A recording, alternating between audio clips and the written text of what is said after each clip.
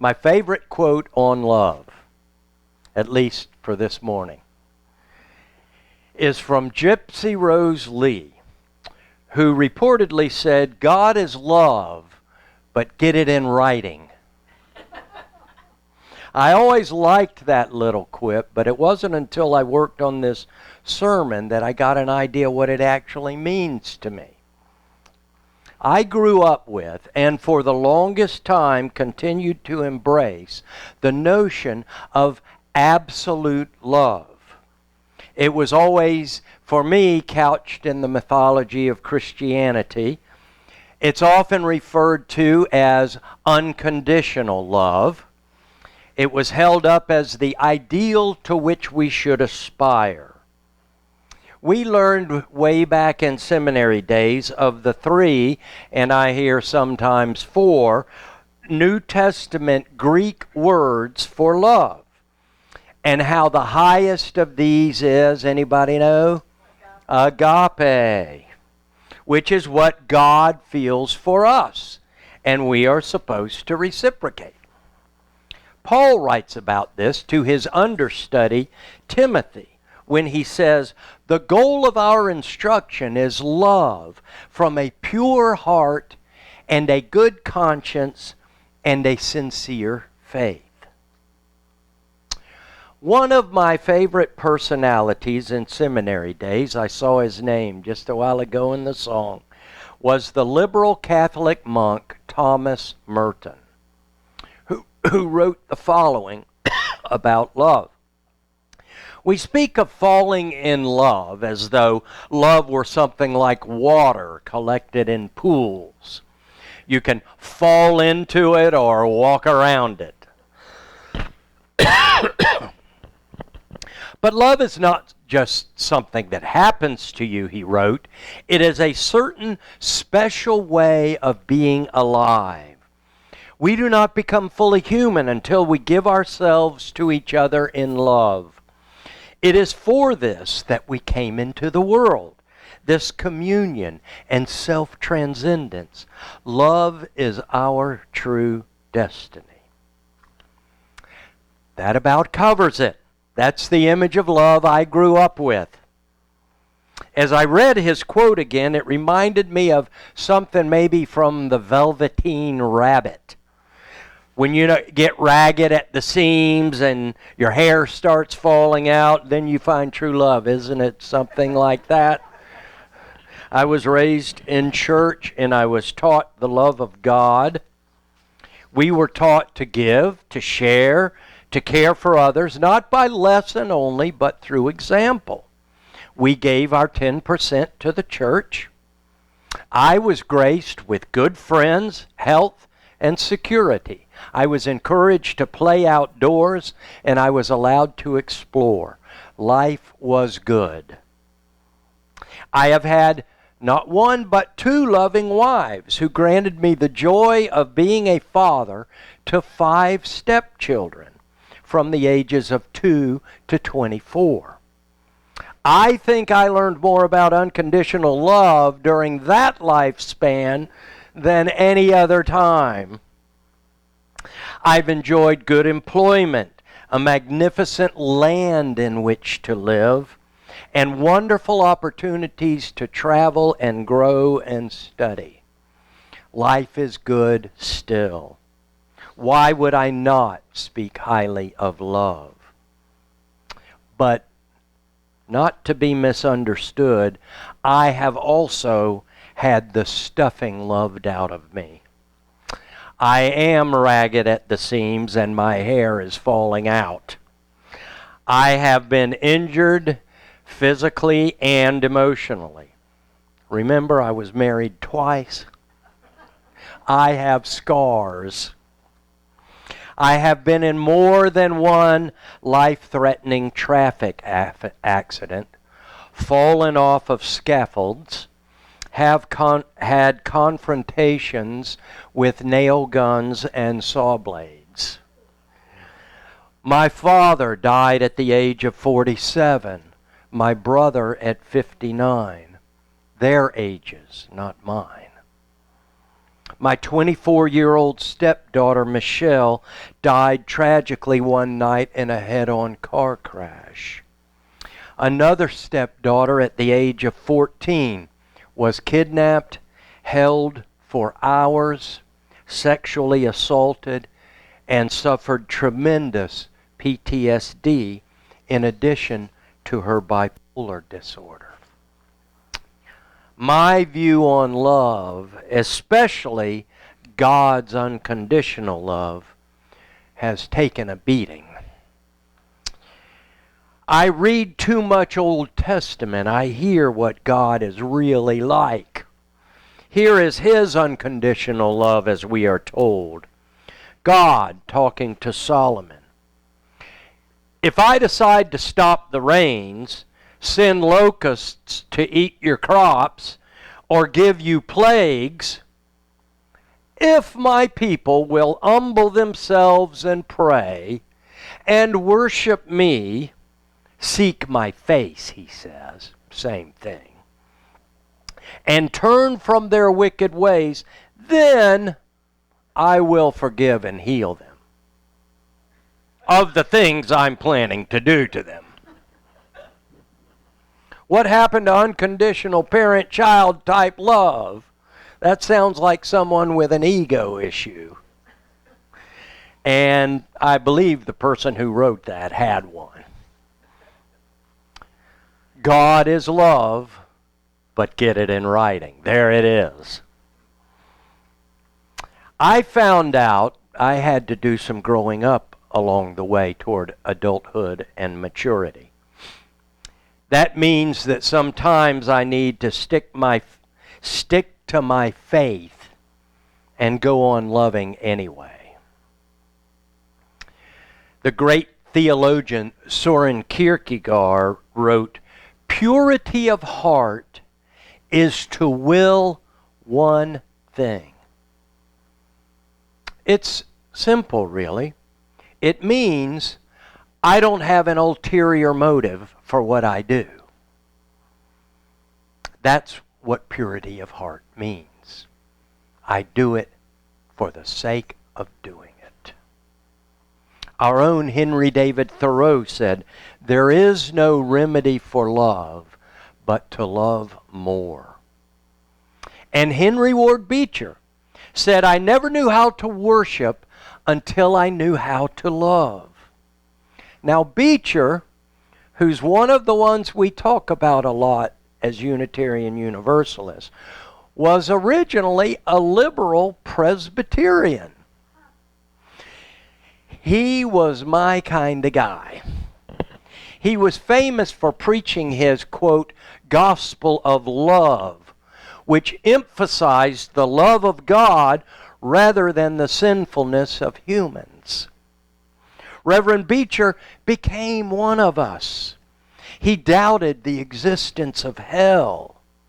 He lost faith in the capacity of rational men and women to purge society of its sinful ways. He did not accept that typically Christian attitude of, quote, be obedient and don't do anything fun, like his father preached. No. He taught we were made for leisure. My kind of guy.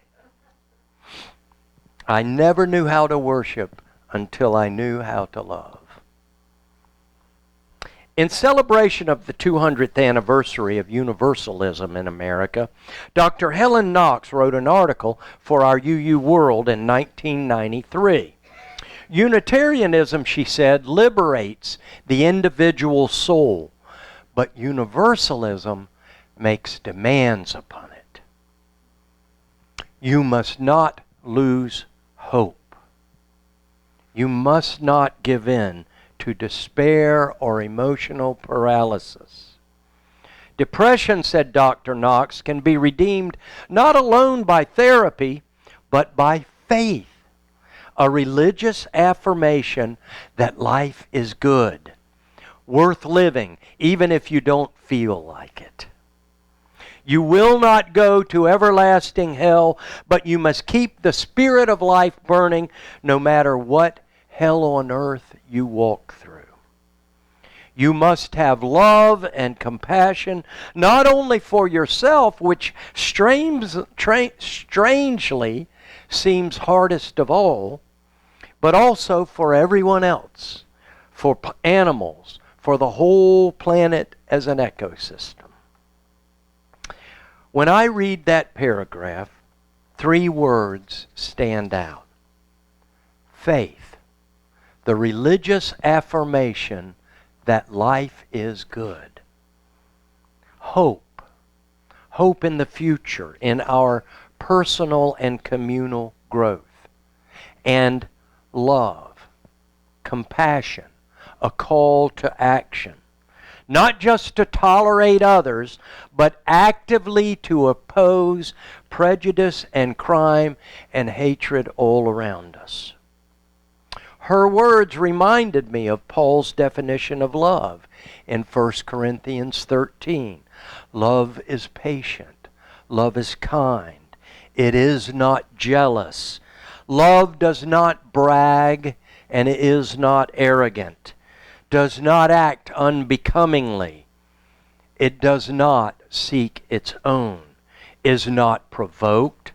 Does not take into account a wrong suffered. Does not rejoice in unrighteousness, but rejoices with the truth. Bears all things, believes all things, hopes all things, endures all things. Love never fails.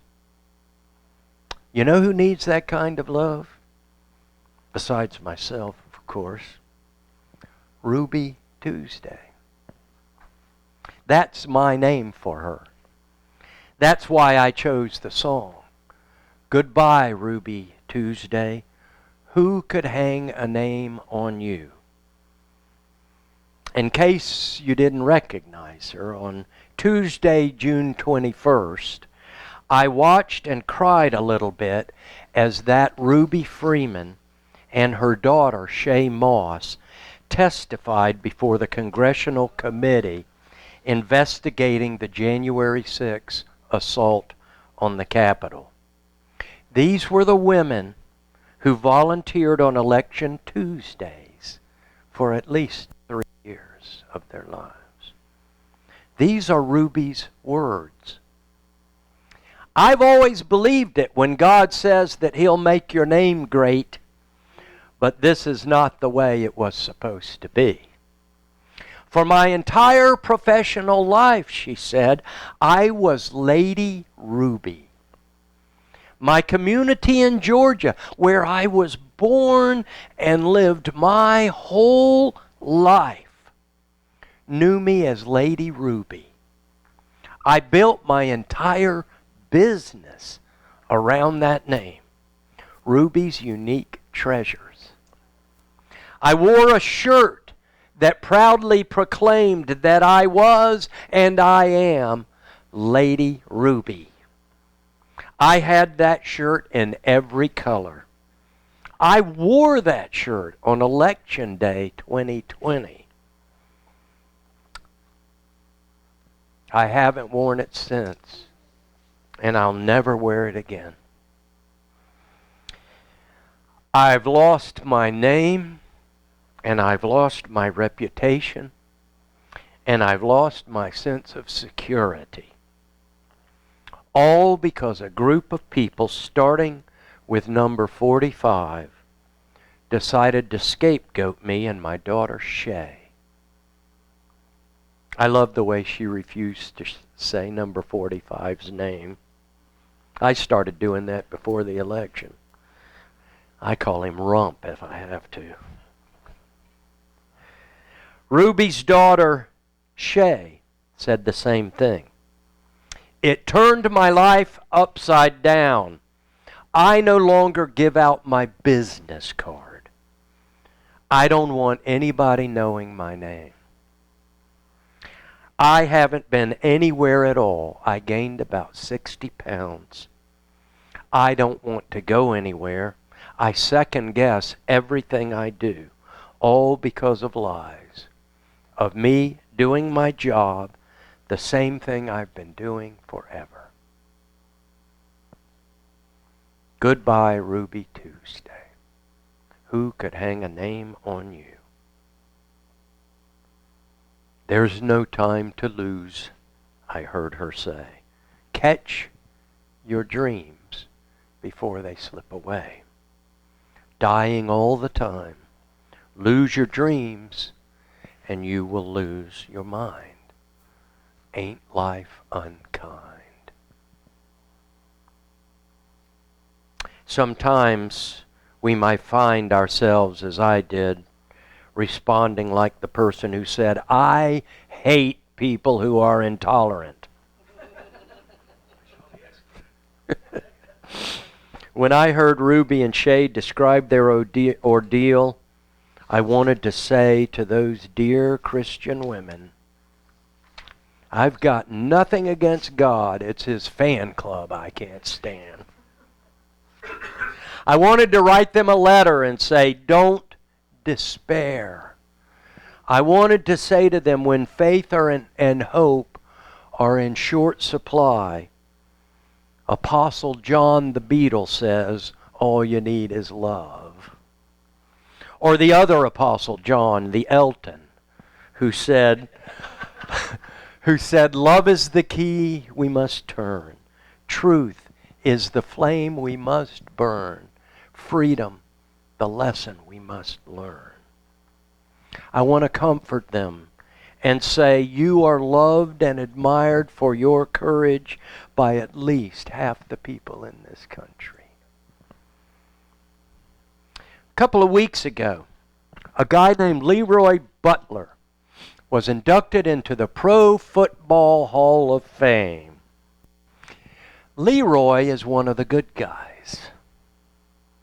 I don't say that just because he's from Jacksonville, Florida either. And he played football at Lee High School. And I don't say that just because he was a star Florida State Seminole football player under Coach Bobby Bowden, another great Christian guy. Butler said he has always tried to be a role model to all people, to all children, regardless. His Leroy Butler Foundation offers support and financial assistance to women battling breast cancer. You may also be aware that there's a lot of prejudice in college and professional sports. Gender identity, Black Lives Matter. It was less than 10 years ago, 2022, less than 10 years ago in 2013, when the first professional active basketball player came out as gay. His name is Jason Collins. When he did, Leroy Butler wrote a tweet offering Jason his support.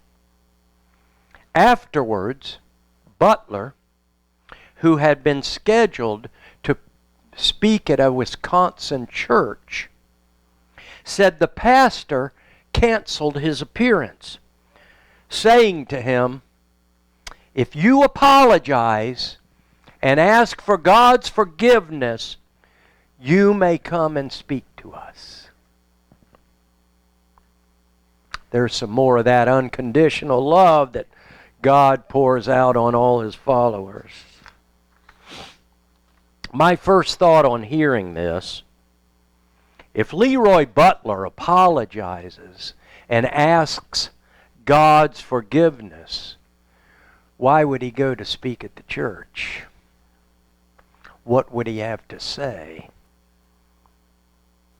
My second thought was, that's the church that needs to hear him most of all. And finally, I thought about a bumper sticker I once saw that said, if you love Jesus, work for justice. Anyone can honk.